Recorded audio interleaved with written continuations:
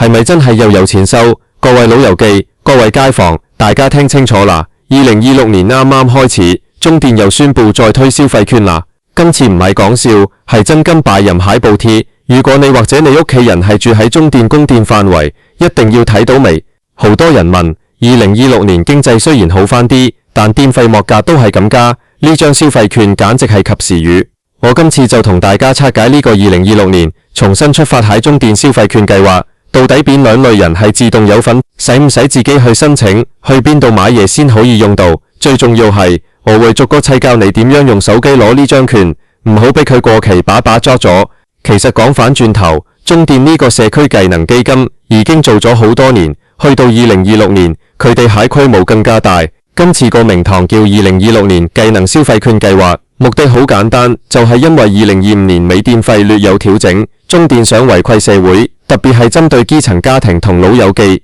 呢次計劃撥款金額係近年新高，預計全香港有幾十萬戶受惠。大家平時交電費交到手軟，而家有得拎返少少，梗係要攞到盡啦。首先我哋要搞清楚邊兩類住戶係自動獲取蟹期。第一類，亦都係最主要蟹受惠群體，就係領取社會福利署綜合社會保障援助，即係我哋俗稱蟹中援、蟹長者住戶，或者係領取長者生活津貼蟹朋友。只要你係中電蟹住宅客戶，而你個戶口係登記咗呢啲津貼蟹，中電個系統會自動幫你配對。如果你年滿65歲又符合呢啲資格，你根本唔使去排隊，亦都唔使去填咩繁瑣蟹表格。2026年喺新安排入面，中電特別強調無感領取，意思就係想老友記唔使勞碌。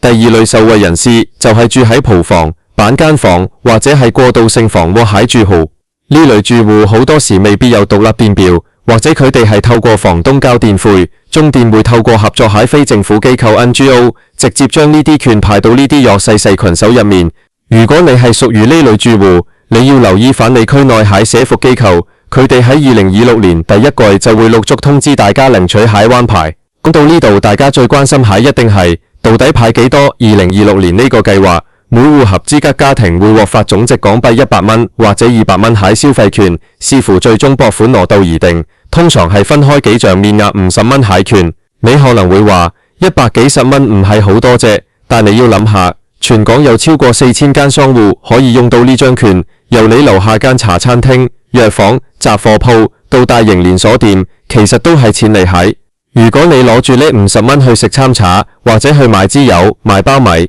對好多基層家庭嚟講，真係可以減輕到嗰個月蟹開支。咁呢4000間商戶到底喺邊度呢？中電今次好有心，佢哋個商戶名單覆蓋咗全港中電供電區，包括九龍、新界、大嶼山。最方便蟹係佢哋好多係加盟咗蟹小店。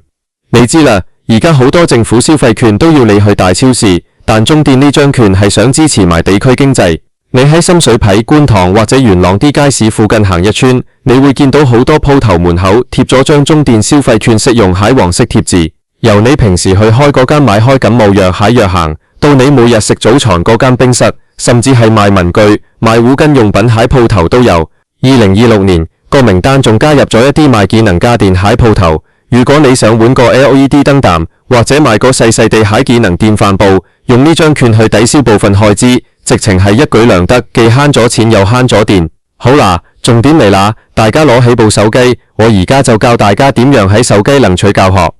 2026年中電全面數碼化，雖然長者可以揀要紙本券，但我建議如果你有智能手機，用電子版係最方便，因為唔怕唔見。首先你要下載或者更新中電個 app， 個名叫做中電 app 或者 CLP Mobile。入到去之後，你會見到一個好大楷橫額寫住2026年消費券領取。點擊入去之後，如果你係合資格蟹自動獲取住戶，你會見到你個電費戶口已經連結咗。你要做海就係輸入你登記電費戶口嗰個電話號碼，收一個短信認證碼。輸入完之後，嗰幾張50蚊海電子消費券就會出現喺你個 app 入面，海電子錢包入面。用海時候仲簡單，你去到嗰4000間商戶海其中一間，買完嘢俾錢嗰陣，同個店員講用中電消費券，然後打開個 app， 顯示個 QR code 俾佢掃嚟掃就搞掂。2026年海系統做得好流暢，掃完之後個語格會即時更新。有一點要提醒大家，呢啲券係有期限，通常係派發之後海半年內要用完，所以大家千祈唔好收埋當寶，到2026年年尾過晒期先記得，咁就真係幫唔到你。如果你屋企有老友記，佢哋未必識用手機 app， 點算好呢？中電都有考慮到呢一點。2026年蟹灣牌入面，佢哋依然保留咗首輛紙本券俾嗰啲冇智能手機蟹長者。呢啲長者通常會收到一封中電寄嚟蟹信，信入面會教你帶埋身份證同埋電費單去指定蟹中電客戶服務中心，或者係合作蟹 NGO 辦事處領取。不過我個人覺得，如果後生仔見到呢條片，最好幫阿爺阿媽搞埋個手機 app， 因為電子券可以隨時查閱仲有幾多錢，亦都唔怕張紙巢咗或者整濕咗。講返點解中電2026年要咁大陣仗派錢，其實係因為全球能源轉型，電費成本雖然波動，但中電蟹社區界能基金每年都有固定撥款。2026年佢哋想推廣蟹，唔單止係派錢，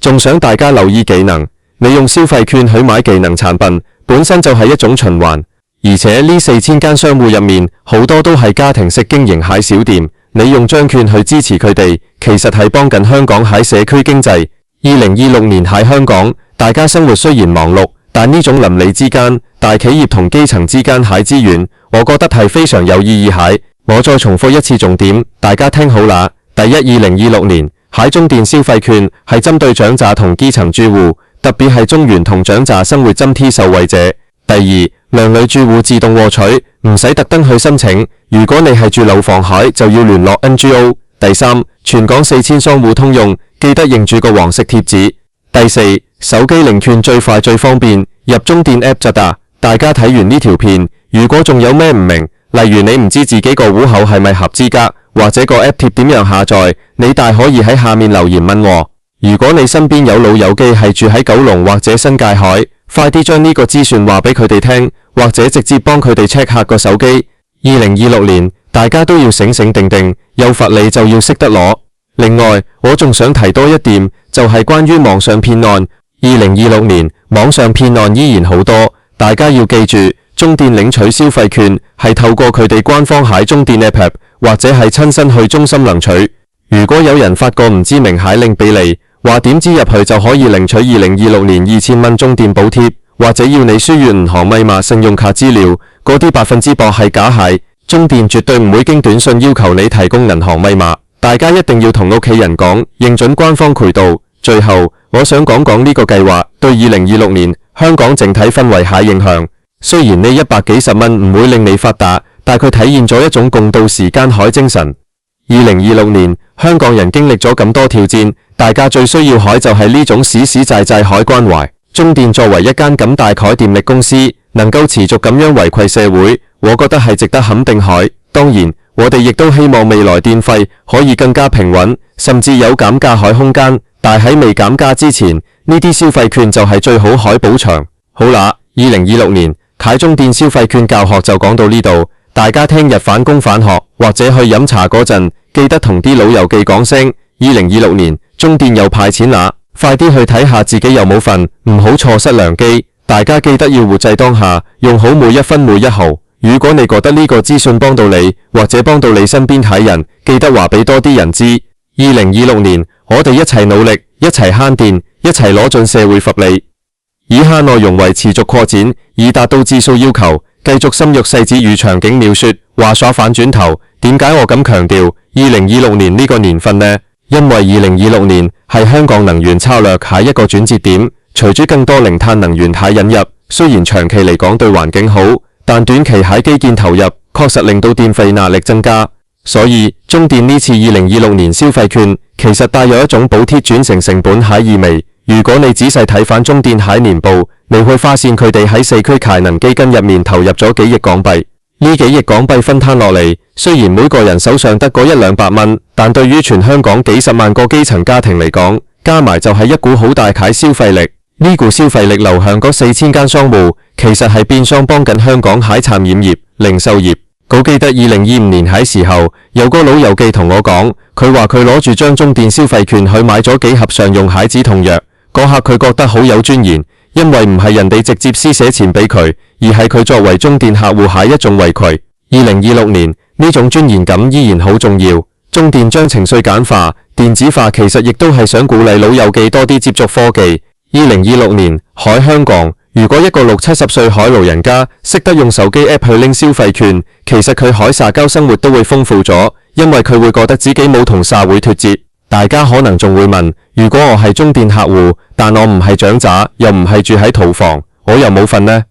老實講，2026年呢個特定蟹消費券計劃主要係針對弱勢社群，不過中電仲有其他計劃，例如全城蟹能大賞，嗰啲就係俾所有住宅客戶參加蟹，只要你2026年蟹用電量比2025年同期少，你就可以攞到積分，啲積分一樣可以換超市禮券或者電費扣減。所以話2026年大家唔好淨係望住張消費券，平時慳多啲電，其實變相都係幫自己派錢。講到慳電，我想順便分享幾個2026年最流行蟹慳電小貼士。首先，如果你屋企仲用緊嗰啲舊式蟹無絲燈膽或者光管，趁住2026年有消費券，去嗰4000間商戶入面喺毛巾鋪換晒做 LED 燈。LED 燈蟹耗電量係舊式燈膽蟹1/10，大亮度仲高。第二，2026年喺夏天預計會幾熱，開冷氣蟹時候記得洗鹹淨個隔塵網。一個污蟹隔塵網會令冷氣機用多10%蟹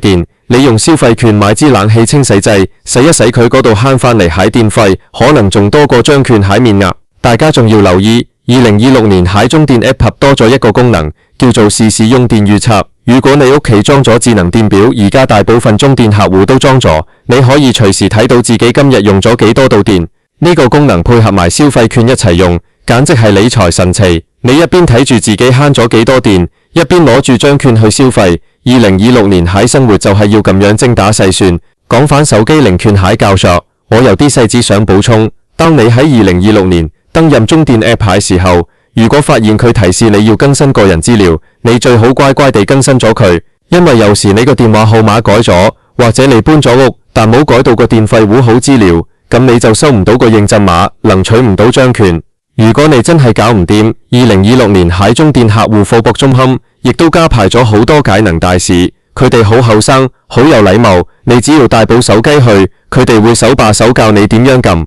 有一點一抵提，2026年呢，4000間商戶入面，仲包括咗一啲社會企業 （social enterprise）。如果你攞住張中電消費券去呢啲社企食飯或者買嘢，你唔單止係幫咗自己，仲係幫緊一啲弱勢社群就業。我個人好推薦大家去呢啲社企，因為佢哋蟹嘢食通常好有心意，環境又舒服。2026年蟹消費觀念應該係由意義蟹消費，用中電俾你蟹資源去支持社會上有需要蟹人，呢種線蟹循環先係最珍貴。再講講關於2026年長者蟹福利，除咗中電消費券之外，大家唔好唔記得2026年政府蟹2蚊乘車優惠依然存在，同埋醫療券蟹金額亦都有所調整。如果你將呢啲福利加埋一齊用，例如你坐2蚊車去另一個區，蟹4000商戶其中一間，用中電消費券買嘢，再用醫療券睇埋醫生，你2026年蟹生活開支真係可以慳好多。我再同大家模擬一個2026年蟹領券情景，假設你係一位70歲蟹陳博，住喺大埔，你今日收到中電封信，話2026年消費券計劃開始咗。陳博你唔使急，如果你有智能手機，你就叫個孫幫你下載中電 App。如果個孫唔喺度，陳博你可以行去大埔嗰間中電中心，嗰度蟹職員會幫你領完之後，你個手機就會有4張50蚊蟹券。陳博你行出中心，去附近間藥房買支藥油，50蚊。你開個 App， 個藥房後生仔幫你鎖一鎖，你就唔使俾錢，拍拍攞藥就走得，幾咁方便。呢種便利係2026年香港進步蟹體現。我哋唔再需要算以前咁攞住一大疊紙本 coupon， 仲要驚佢唔見咗或者西爛咗。手機入面蟹電子券係2026年最安全蟹財產，而且中電個系統好醒，如果你張券就快過期，佢仲會發個通知提醒你。講到呢度，我想同大家分享一個真實個案。2025年喺時候，有個住喺深水埗炮房蟹街坊，佢因為冇獨立電表，一直以為自己冇份攞補貼。後來佢去咗區內海一間 NGO 查份，原來中電一早已經將佢嗰份駁咗俾 NGO， 佢最後攞到2張100蚊海現金券，佢用嚟幫個仔買咗一套新海文具，仲有一袋白米。佢同我講，2020年嗰年雖然辛苦，但呢200蚊令佢覺得個社會冇忘記佢。去到2026年，中電做得更完善，名額更多，我相信會有更多好似呢位街坊咁蟹故事出現。最後，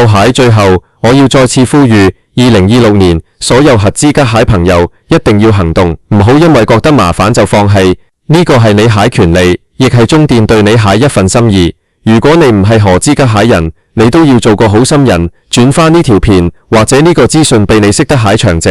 2026年，我哋要做一個溫暖蟹香港。總結一下，2026年中電消費券，2026年係發放年份，計劃已經啟動。長者、基層、了房住戶係重點對象，自動獲取免除大部分繁瑣手續，4000商戶全港遍佈，梗有一間喺你左近。手機 App 係領取同使用蟹最佳工具。2026年，大家生活要繼續精彩，錢要繼續慳，福要繼續落。如果大家對2026年蟹其他福利，例如水費補貼、交通津貼都有興趣，記得留言話我知，我會繼續為大家追蹤。中電消費券2026年派錢啦，你領咗未？未就快啲行動啦！祝大家2026年身體健康，財源廣進，最重要係用電用得開心，消費消得放心。